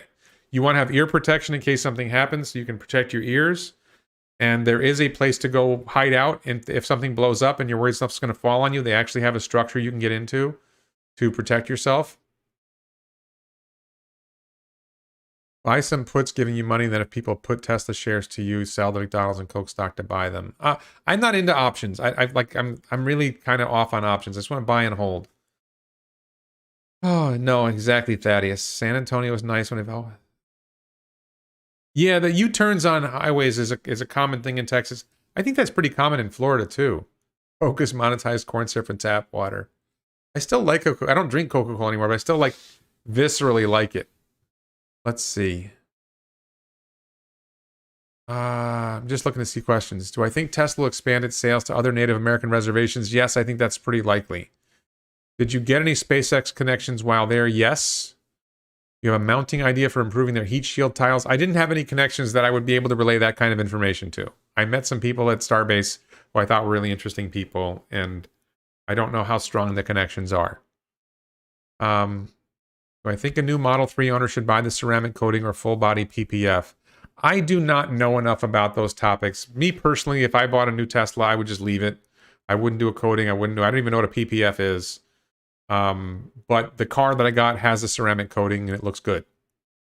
And I want to say thank you, by the way, to Raphael from Teslatino and my friend and neighbor Brian, who let me, the Model Y video I did a while ago, he let me borrow his Model Y. They greeted us in the driveway when we arrived at my house. Very nice of them. The tap in Orlando tastes chlorines. I don't know what you guys are doing. Somebody asked about the Aptera. The Aptera is a solar-powered vehicle. Let me know when they produce them to scale. I don't know. Let's see. The Free State. What is the Free State of Jefferson? What was that? When do I think the humanoid robot will affect stock price in a significant way? Oh, hi, Sue. Sue McLean is in the chat. Texans can buy Teslas. We just have to do the registration ourselves at the courthouse. No big deal. Thank you, Sue. Sue was kind enough to host us at her house. Put that picture up again. This is Sue right here. Her husband, John, or Jacques, took the picture. John or Jacques. That is Omar's, or now my Model 3 in the background here, and Sue's new Model S in the background. Thank you, Sue, so much for hosting us. Wonderful meeting you. Looking forward. I do hope to get out to Austin again soon. I got to say, Austin, fun town, great stuff, great people. Everything west of the Mississippi is conquered stolen land. What do you think east of the Mississippi is? Look at this. These questions just crack me up. Wokeism is hilarious. What do you think east of the Mississippi is? Come on. Land everywhere. All land is conquered. Come on. When are you going to buy an RV and do an RV trip? Great question, Damien. I am thinking, so let me be clear about the RV thing. I have thought about buying an RV and living in an RV or traveling in an RV or going on trips in an RV. I think the plan right now is I'm going to rent a travel trailer, which is something that you tow behind a vehicle. I'm going to get a tow hitch for the Model 3, and I'm going to do a short trip with the Model 3 and a travel trailer. And I kind of have the idea of doing a series of videos where I compare the driving efficiency of the Model 3 with this travel trailer, Model 3 versus that with that travel trailer, and sort of get a sense of which travel trailers give you the best range with a Tesla. Do it with a Model 3. My friend Brian said I could use his Model Y40. He already has a towing hitch. I might buy a Plaid Model X next year if I'm stupid. And if I get the Plaid Model X, try the same thing with the Plaid X. And then when I get the Cybertruck, do that and do a series of videos comparing, to a lesser extent, comparing the interiors and lifestyle of the RV, and more like, how does this drive on the road with a Tesla? You know, which one reduces your range the most? Which one reduces your... I think what we really want, if you're going to have a Tesla and you're going to tow a travel trailer, is which trailer reduces your range the least. I think aerodynamics matters a lot more than weight. So I'm going to try that. Anyway. How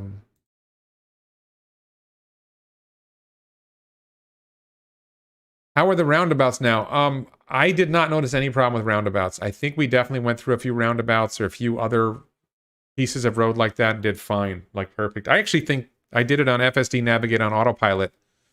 And Brian's Model Y didn't have beta, and it did well on roundabouts. So Joe Bianchi says, we heard reports of Tesla having to honor contracts that were made before the price increase. Did you hear this? No, I did not hear anything about that. Oh, yeah.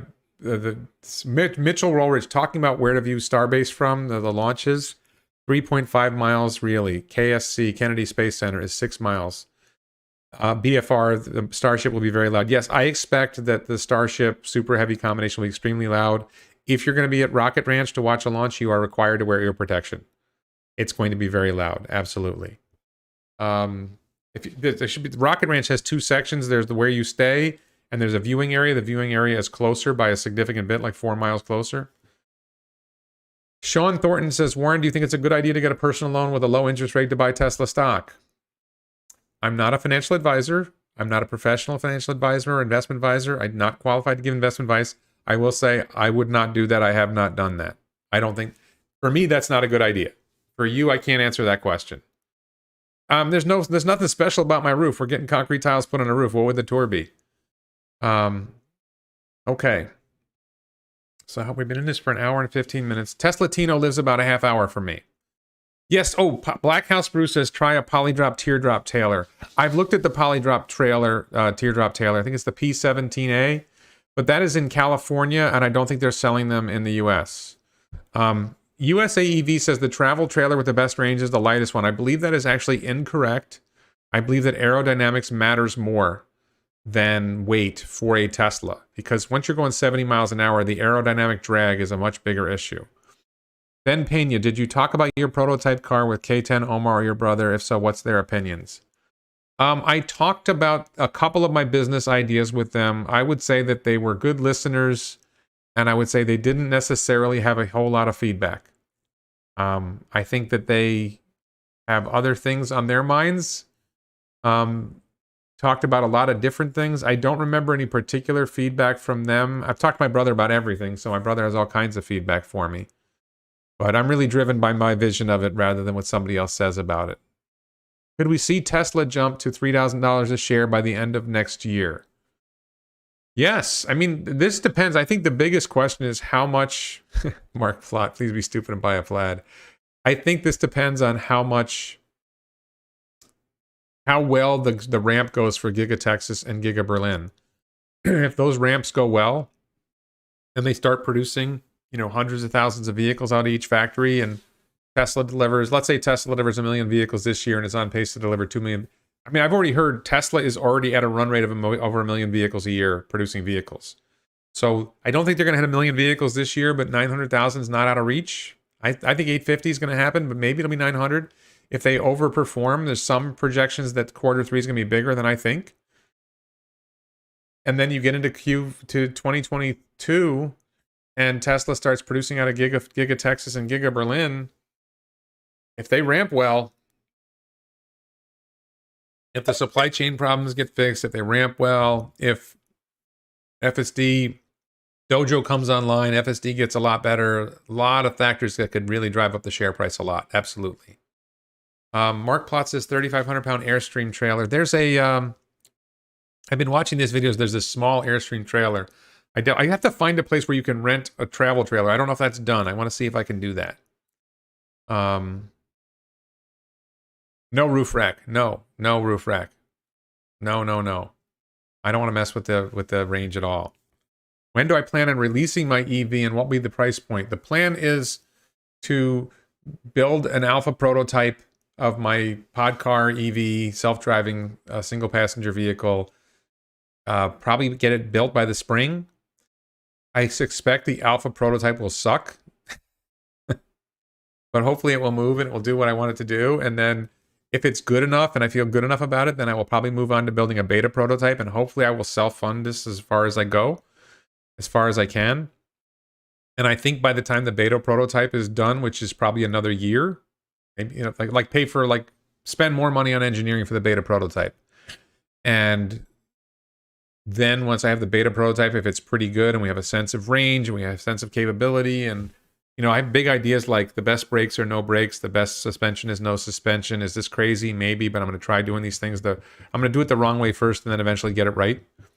Start off wrong and then eventually become less wrong. But I don't know that I don't know that the plan is the plan in my head is not to sell the Podcar. The plan in my head is to build my own fleet of Podcars and maybe sell them as fleets and run them as a fleet of robo-taxis. Maybe work with Tesla, maybe work with somebody else, ideally work with Tesla to run a fleet of robo-taxis. I don't expect to sell them. I expect to run them. I shouldn't say I wouldn't sell them, but I expect that ultimately they will cost about $1,000 a piece to build. So if I have $100,000, I can build 100 of them. If I have $1 million, I can build 1,000 of them. I can build a really big fleet. David says, what's your income stream when retired? Does your wife work? Rental properties, YouTube. My primary source of income now is YouTube. I make more money on Tesla stock than I make on YouTube because Tesla stock keeps going up. My wife has a part-time job. Rental properties. I don't own rental properties. I have this. One of my business ideas is I call it solar farm housing, solar farm apartments. So I showed it in a video. Excellent prediction on release the Kraken. Thank you. Elon breakup with Grimes is bad for Elon's mental health, but good for company focus. I don't think that Grimes was a problem for Elon's company focus. Justin, the car I bought already has FSD. It came with FSD. Do I think SpaceX are boring or investable? No, well, you can go out of your way. You can go to websites called, there are websites that allow you to invest in venture capital funds that have already got access to the stock. I find that the pricing of those is difficult. I don't know if I have not been able to find any real opportunity to buy boring company stocks. SpaceX stock, I've seen opportunities, but it's like you're paying a 6% commission, then a 20% carried interest, and 2% management fee. It's like, why don't I just buy Tesla? Jim Whitehead says the free state of Jefferson is a failed attempt to break away from California to lower taxes and crime and expel illegals. See, I think if you expel illegals, it's not a free state. A free state allows immigrants. It's not a free state if you don't allow immigrants. Come on. Where's the freedom in that? When does Tesla release Q3 numbers, and what is my estimate for Q3 deliveries? Thank you. So I believe that Tesla will announce their Q3 delivery numbers in about a week, October 2nd, probably. I don't know what day of the week October 2nd is. Let me see. Sorry.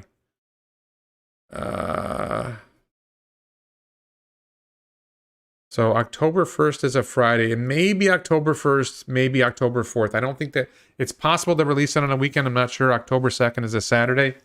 I'm not sure whether it's, my guess is October 1st or October 4th. My estimate for Q3 deliveries, I am so confused about what's happening in the short term. I don't know if I can answer. Howdy, Sue. Sue, are you checking all these people who have all these crazy ideas about Texas? It's hilarious. Oh, somebody says this is an important distinction. Elfie Huber says Gigafactory Berlin finished soon. Let's go. No, these factories aren't finished. They're not close to finished. Parts of the factories are finished enough to produce vehicles, but there's a heck of a lot more room left that will be finished later. They're working on everything, and they finished certain sections so they can get started with production, and then they're working on other parts to get them ready for the next round of production. There's a whole lot going on there. Okay, Clark Leakin says, seriously, a Podcar for $1,000 each, you are delirious. Check out, I don't love Jalopnik, but they did a video where they bought a 4-seat car from China for $1,300. I'm building a 1-seat car. My car doesn't have to have a steering wheel. My car doesn't have to have brake pedals. My car doesn't have to have a suspension. My car doesn't have to have brakes.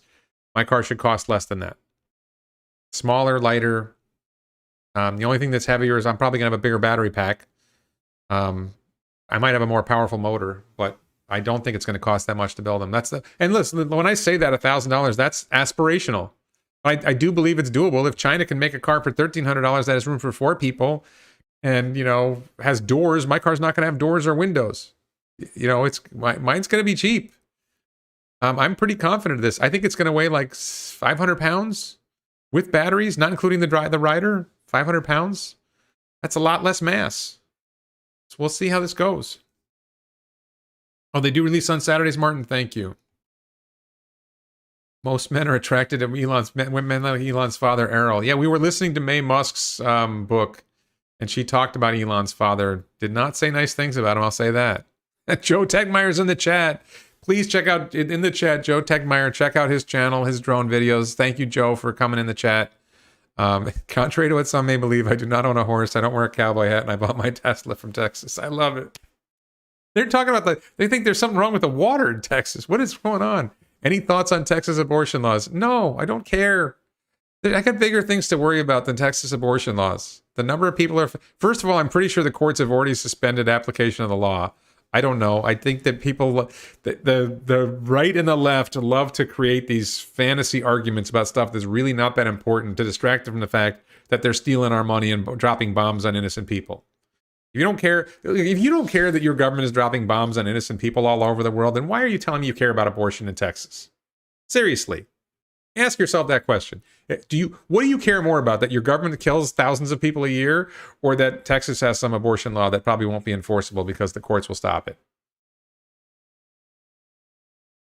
Take your pick.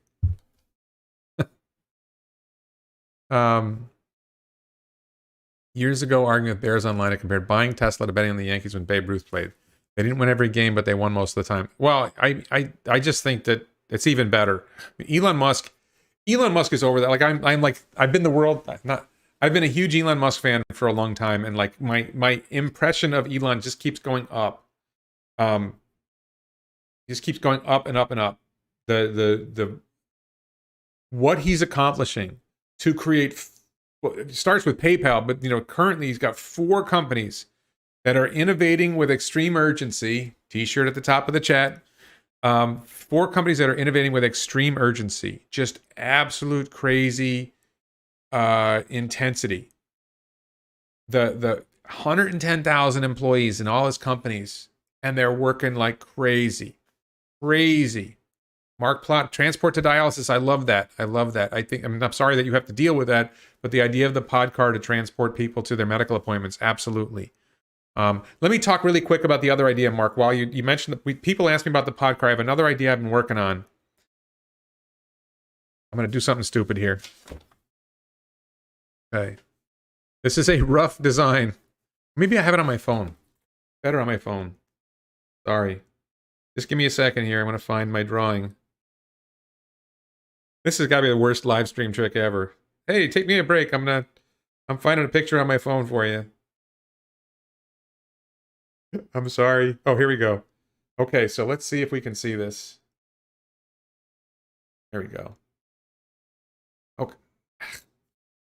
Do it this way. So, oh, you can't really see it. All right. So this is a design for what I'm calling solar farm apartments. Okay, and the diagonal, the diagonal, that's the solar roof. And the best wall is no wall, so there's only 3 walls instead of 4. So this is the part where you walk in this side, and there's a side, and the idea is it extends, and you can have 10 apartments, and this is just a side view of the building, but faces south. So this generates, for an 800 square foot apartment, the roof has 18 kilowatts of solar panels. I live in a 3,200 square foot house. Tesla's plan for my house when it was going to do solar roof was 12 kilowatts.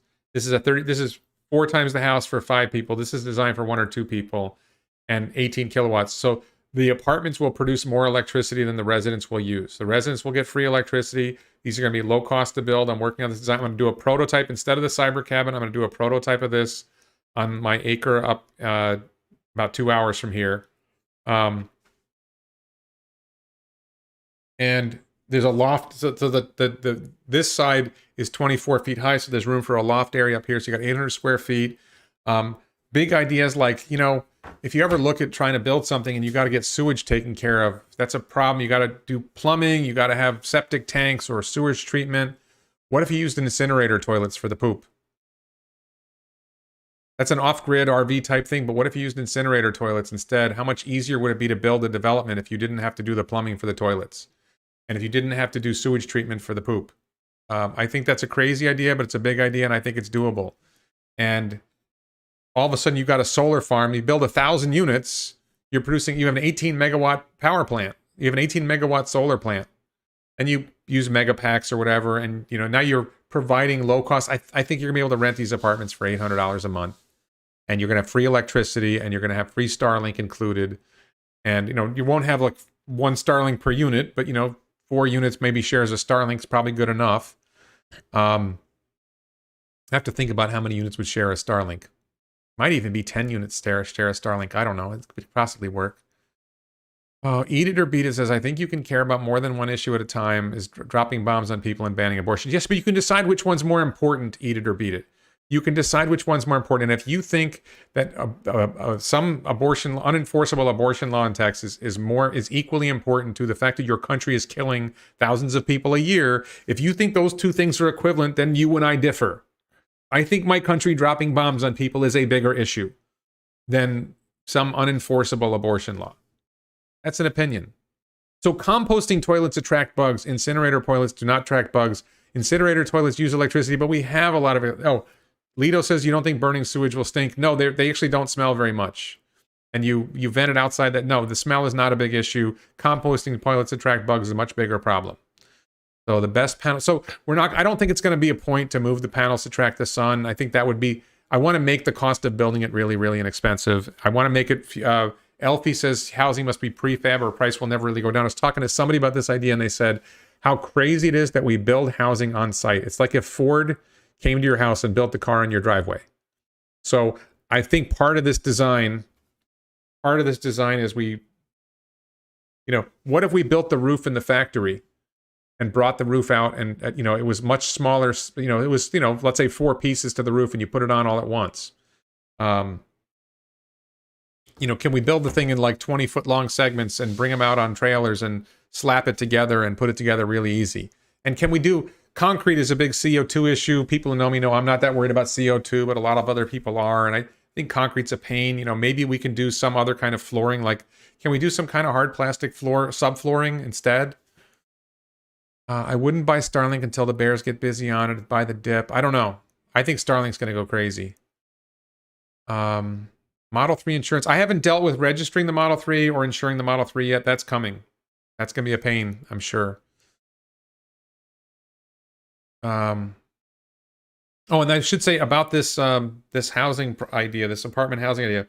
One of the concerns I have, I wanted to do it in Florida near Canaveral, but zoning is a real pain in the butt because this is designed to be multi-unit residential housing, apartment buildings.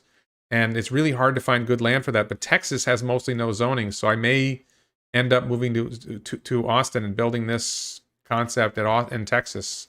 Maybe near Brownsville. I don't know. I haven't figured that out yet. All standard range Model 3 are now LFP on the order page. Changes your battery calculations. That's interesting. Yeah, I know. I think we're going to see...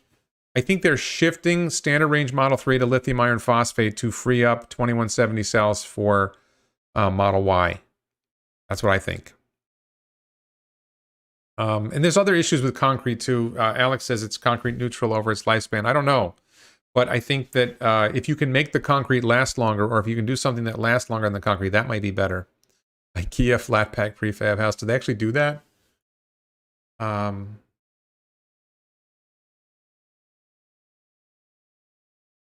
Do I think Michigan will test Teslas for police cars? I have no idea. Lars predicts no new ice in Norway in 2022. Interesting.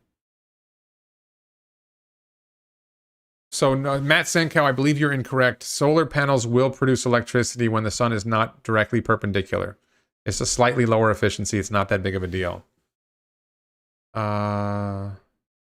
Hurricane proof. That's a question. I mean, what I'm planning to do with the apartment is hire architect or engineer on Upwork, and I think it should be better than, like, it's got less wall. It's less wall for the wind to grab onto, so it should be better. But we'll have to engineer it to make sure it's hurricane safe. Absolutely. And this is not a tiny home. This is 800 square feet. Tiny homes are usually much smaller. It's 24 feet high at the peak, so I don't think Tesla insurance is going to be a sleeping giant. I think I think Tesla insurance will become irrelevant when FSD works because there won't be crashes anymore.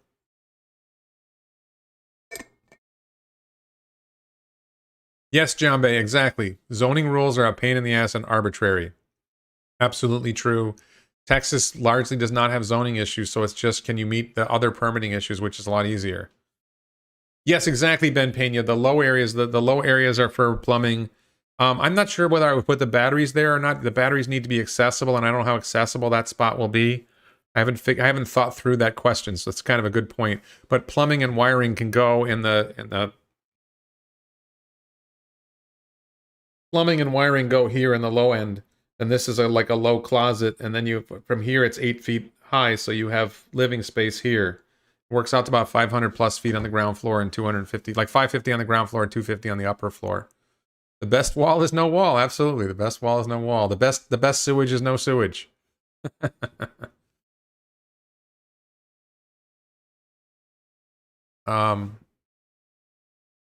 Dusty, send me an email, wredlick@gmail.com. If you go to the about on my YouTube page, my YouTube channel, if you go to the about, you can click and get my email address. Send me an email about what you think we have plans for. How much are you expecting to pay Tesla for the FSD for the Podcar? Great question, Jimmy. So the idea is that I build the Podcar, and 3 years from now, we have a production vehicle ready to go. Ballpark 3 years. Ideally, I make a deal with Tesla that we use the Podcars on Tesla's robo-taxi network. Probably not in the United States, because I'm not sure it'll be street legal in the United States, but in poorer countries that have lower standards, or maybe we get approval in the United States, I don't know. But run them on the Tesla robo-taxi network, and maybe we pay upfront for the cameras and equipment, or maybe Tesla just gets a bigger share of the revenue from the operations. I don't know. But if it doesn't necessarily have to be Tesla. I would like it to be Tesla, but Tesla may be too expensive, and there may be a lower cost option that works better. We'll see. And if I can do a lower cost option and get my own ride-sharing app, which is probably not that difficult to get access to, a different ride-sharing app where we get a higher share of the revenue, that might be better. So, I've already talked to someone at Tesla about the idea, so not about using FSD on it, but about the idea. And I definitely have a contact at Tesla that I would talk about, and Tesla would be my first choice. Mitchell, yes, the idea is that the roof pitch faces due south, and the 30-degree angle was chosen to be roughly appropriate for Florida and Texas. It's hard because, there's winter slope and summer slope, but I think it's about right. Any idea how much kilowatts is required to cycle the incinerator toilet? It's 1 to 2 kilowatt hours. I actually think that if we went forward with this, we would probably design a new incinerator toilet, because we'd be buying them. If this succeeds, this is the thing. I've become motivated to try to solve problems that I see that are not being solved by others. So I don't need to worry about making a 5-passenger EV, and that's probably over my pay grade. The cost of that vehicle would be too high, but making a single-passenger EV is, I think, something attainable, something I can achieve on my own with my own money, maybe do a crowdfunding round at some point. Same thing with the solar farm housing. I can do a prototype of either of these things fairly easily. Sorry, 1 second. This might be about my mom. Hello, this is Warren. Yes, this is about my mom. Put her on.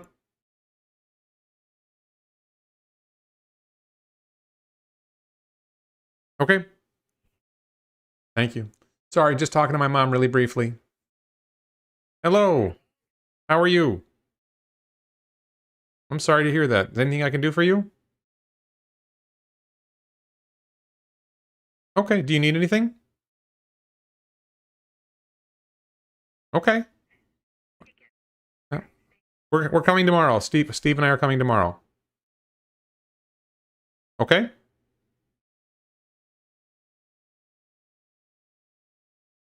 It can't be today. We're coming tomorrow. Okay? Love you. Bye-bye. So for those who don't know, my mother has Alzheimer's as in an assisted living facility. I'm sorry for interrupting like this. But my mother has Alzheimer's. She's living in an assisted living facility, and she has some problems. And she's having problems today. So they called me to let me know what the problem was, which I won't go in depth because it's not a pleasant topic. Not unpleasant for me. It would be unpleasant for you to hear. I'm used to it. So we are going, and my brother just came with me from California. We just drove 2,700 miles in 4 days. We don't want to get back in a car and go on a long drive today. It's 3 hours to where she's living. So tomorrow we're going to drive up and visit my mom. So she's having a problem. It's not really a problem I can fix. Even if I was there, they have people there that are going to fix it, but she wanted to talk. And my conversations with my mother are usually very brief because they repeat themselves because she has Alzheimer's and she doesn't remember what we just talked about. So sorry. That is a little bit of a personal life thing.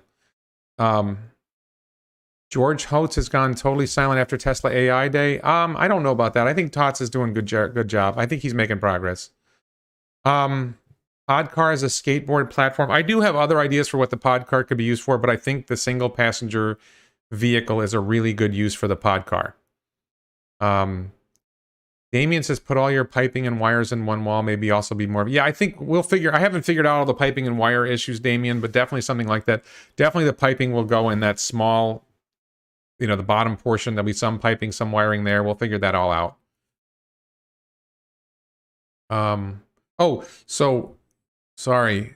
Lido says, I don't want to worry about processing manure. Let the city do what they do best. So the idea for these apartments, I didn't say this. The idea for these apartments is that you can build them off grid. You can build them off. You don't need to have access to a sewage line. You don't need to have access to an electric line. You can produce your own electricity. And then what do you do with the spare electricity? Like, if you're connected to the grid, you can sell electricity back to the grid. But what if you use the electricity to chill metal panels and create condensed fresh water out of the air? What if you use the metal panels, the excess electricity and the Sabatier process and water and CO2 in the air to produce methane and oxygen for Starship? I think there's an interesting, we're going to be producing excess electricity. Is it something where we get a grid connection, we feed it into the grid, or is it something where we produce something else of value with it? Are we doing crypto mining, which is not really my choice? Why start a small EV company when you can invest in work for Arcimoto? Well, number one, I don't see why Arcimoto would hire me. Number two, Arcimoto is making a 2-passenger EV that is fun to drive.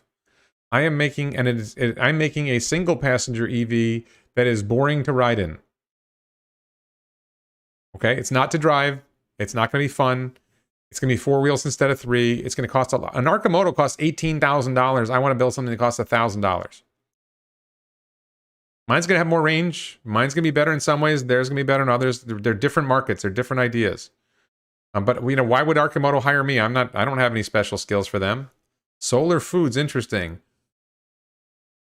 Damien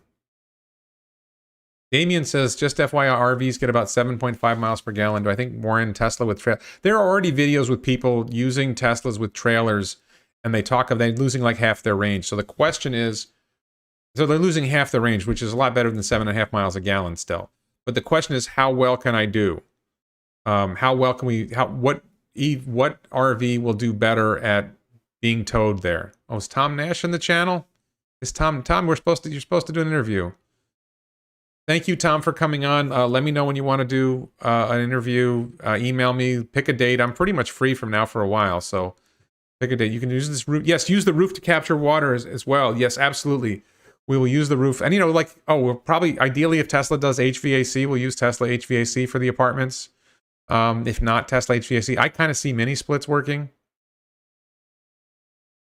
Yeah, by the way, that's a rule. If my mother calls or my daughters call or my wife calls, take the call, even in the middle of a live stream. So I think, yeah, the way the roofs are set up, you would obviously capture water rolling off the roofs and use that. There's a lot of potential for making this work. So one of the ideas is, I know a little bit about incinerator toilets. They're kind of expensive. I think they're a little bit awkward. Can you make a better incinerator toilet? That would be a cool thing. Cisco says, you'll lose your shirt, Warren. Production's a bit. Speaking of shirts, innovate with extreme urgency, top of the chat. Look, the odds are that I do these startups and I lose everything. Whatever I invest, I lose. I get that. I've got an idea. I want to pursue it. Worst that can happen is I lose some money and I lose some time. But if I don't do it, no one else will. As I've talked to people about the single passenger EV for a while, nothing. The apartment house I was going to build a cabin on my property anyway, so I'll build a prototype and make that my cabin. Why not? I don't want to do, I thought about designing my own trailer. I think the market for travel trailers is really small. So I don't think it's worth my time to build. And I don't think it reaches a big need in society to build travel trailers. Building low-cost apartment housing, building low-cost to ride single passenger EVs, that meets a real need in the marketplace for people who need low-cost transportation and low-cost housing. I want to be clear, not affordable housing, not low-income housing, low-cost housing for regular people. No federally regulated stuff, just blah, blah, blah. Ben says, Warren, do you think it's possible Lucid can fake the EPA results? I'm going to talk about Lucid Motors. I'll probably do a video about their EPA results soon. The one thing that struck me was that according to the EPA website, they got 28 watt hours. I forget the number, 28 miles per watt hour or something, or 28 watt hours per mile. I forget what their efficiency number was. They were slightly more efficient than the Model S, but they're claiming a lot more range than the Model S. So I think that they're misleading people. They are potentially misleading people about the battery pack in the vehicle that was tested that had all that range. Is it a 113 kilowatt hour pack like Motor Trend said, or is it really a 140 kilowatt hour pack that the numbers work out to, or 130 kilowatt hour pack? I don't think they got 520 miles of range on a 113 kilowatt hour pack. That doesn't fit with what the EPA said. So that's an interesting question. Edward, it's nice that Tesla's agreed to honor solar roof contracts and pricing, but I already have a new roof. Too late. I don't have Apple Video. I'm trying not to watch too much TV. I appreciate people like it. I've already seen. I read Foundation recently, actually. But what's stopping Tesla from launching HVAC? Tesla has a lot of things they'd like to do, and they have a limited number of engineers who are motivated to get that done. And it would require a shift in deployment of engineering resources and other resources to get HVAC ready to be delivered to homes. Is it coming? I think so, but I don't know when. Dusty says, there are many housing designs like yours. Study as many as you can to look for failures. I actually did not see a lot of housing designs like the one I just showed you. I have not seen that. I don't know if that's true.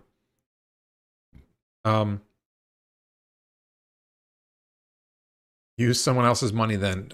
Cisco, if I use someone else's money, I have to give them a share of ownership. And if I believe in what I'm building, then I want to own it. Jim Whitehead says, so you aren't making a vaporware billion-dollar EV company by rolling a semi downhill. Correct.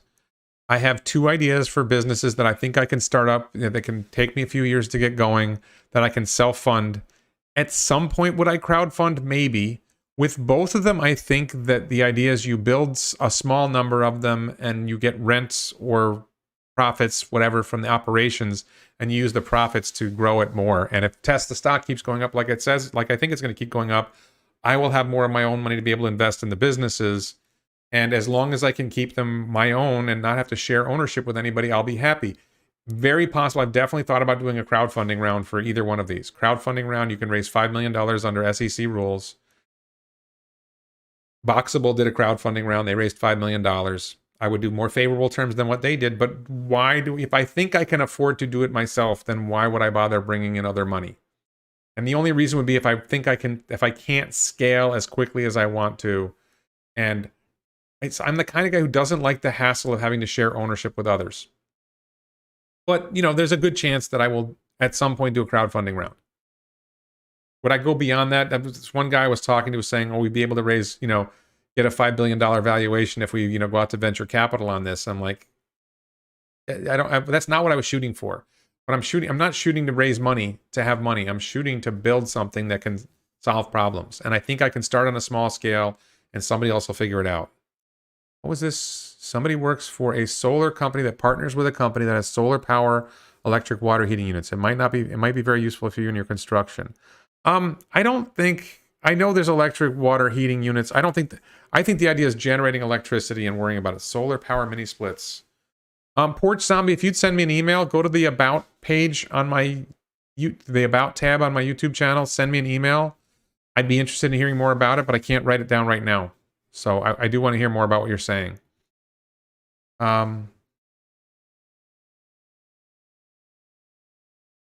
What's TV exactly? Do I expect government to legalize your FSD car? I do not expect to operate my car in the United States on U.S. roads. Maybe in the Boring Company tunnels, but not on U.S. roads. Can I discuss batteries and electronics for the Podcar? Batteries are going to be lithium iron phosphate. I don't have a lot of electronics information yet. I don't think we've thought that through yet. You have to have a battery management system. You have to be able to go forward and backwards. It's going to be remote control at first, and then eventually they'll be self-driving.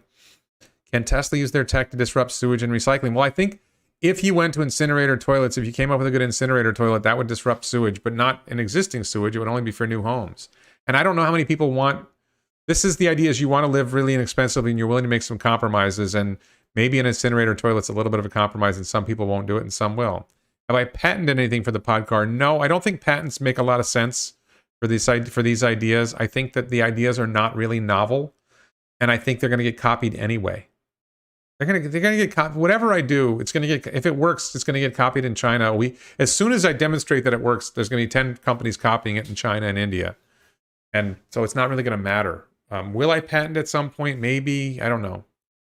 I started thinking about patenting something. I'm like, what am I patenting? It's an EV that's a single passenger EV. What's special about it? I don't know. I have to think about that. Everybody mentions some other single passenger EV or small EV that they know about. They're all designed to be fun to drive. This is designed to be boring to ride. Boring to ride. Think about that. Boring to ride. Not to drive. Boring to ride. And the aerodynamic efficiency of this vehicle is going to be off the charts. It's going to be great. So, how could FSD help make a Tesla bot? FSD is Tesla Vision, is the AI that allows the vehicle to understand the world around it. And the bot needs to understand the world around it. And the FSD will learn how to navigate the world around it. And the bot needs to navigate the world around it. And there will be additional tasks that a car can't do, that a bot can do, just like there are things that a car can do that a bot can't do. And the FSD, the machine learning, will help them learn these tasks. Let's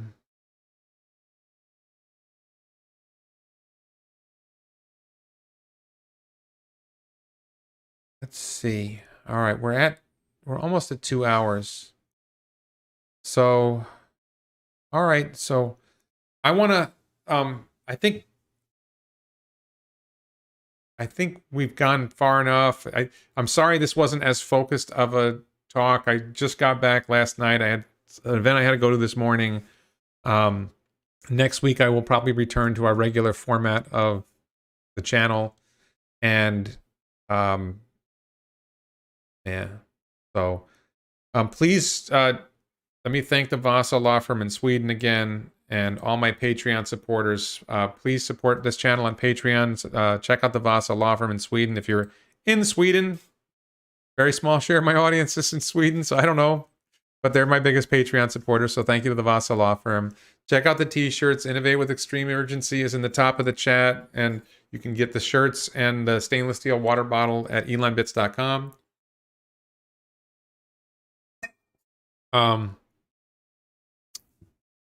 And check out the Daily Line, my political channel. There's a lot of political questions today, so I think that's actually going to inspire. I'm probably going to do a video today or tomorrow on the Daily Lie, talking about, do a live stream video talking about free states. I'm kind of motivated to do that story.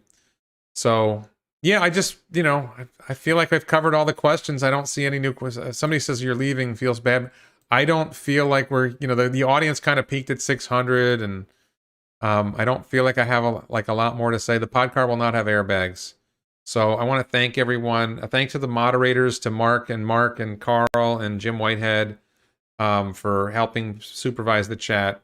Thanks to all of you for watching. And I had a long week, so I'm going to take a break now. Thanks, everyone.